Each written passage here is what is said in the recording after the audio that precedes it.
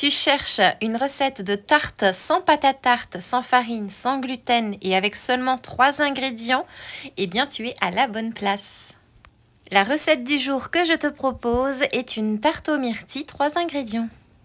C'est léger, c'est rapide, c'est parfait pour un dessert du quotidien ou un goûter chic sans effort. Allez, c'est parti. On commence avec 200 g de fromage à tartiner type Philadelphia ou une version végétale si tu veux éviter le lactose par exemple.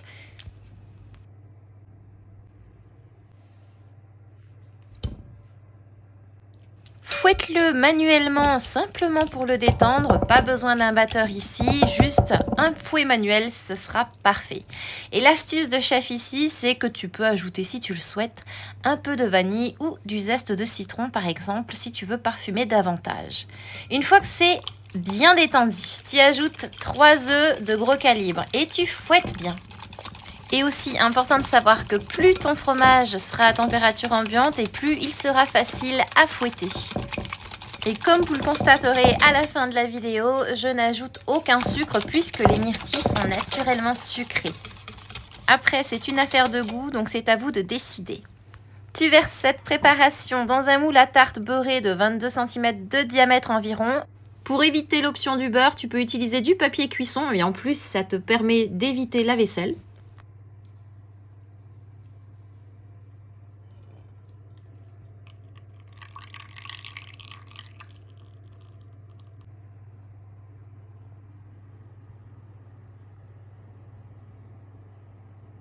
Et maintenant, la star du jour, la myrtille. Vous aurez besoin de 150 g de myrtilles préalablement lavées.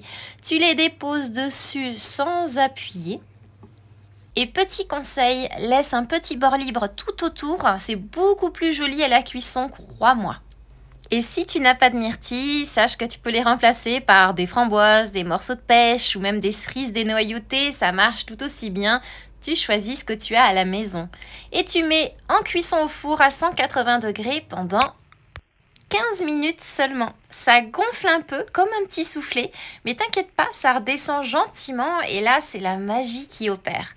Laisse refroidir et là, c'est fondant, c'est fruité, c'est frais, c'est tout ce qu'on aime. Une texture entre le flan et le cheesecake, sans pâte, sans effort. C'est une recette que j'ai créée pour ma famille quand nous sommes partis en pique-nique. J'ai découpé des petits carrés à emporter, c'était super sympa. Et maintenant, voici ma question. Es-tu plutôt du genre à suivre à la lettre la recette ou alors es-tu du genre à tout modifier dès la première fois? Et surtout, si tu veux que je partage d'autres idées recettes à 3, 4 ou 5 ingrédients maximum, eh bien, tu sais quoi faire. Like, commente, partage et je m'y mets. Et maintenant, il ne me reste plus qu'à te souhaiter une délicieuse dégustation.